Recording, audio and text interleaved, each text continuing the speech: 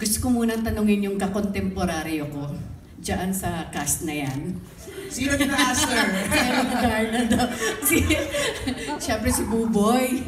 Buboy, actually, honestly, looking at you, no, mas identified ka na ngayon bilang aktor kaysa bilang singer. So, hindi mo ba nami-miss ang pagiging singer, especially so na hindi naman basta-basta lang pagiging singer mo, you've been part of an iconic band o grupo, yung Apo. So, wala ka bang nami-miss?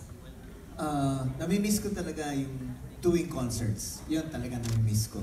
Kasi I was doing concerts for 40 years. We were doing concerts for 40 years. Pero, tuwan-tuwa naman dito sa show na to, the help of the direct, pinakanta pa ako dito. So, there's an episode here na kakanta pa ako.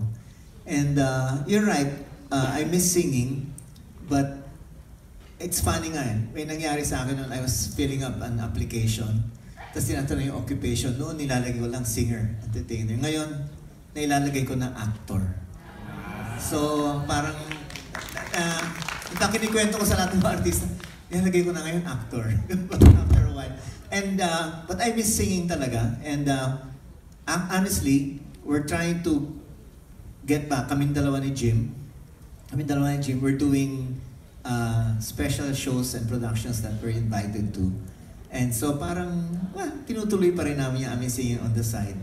Pero, right now, I'm a full-fledged actor. But I'm glad, I'm so happy for you. My last question is for Ruel.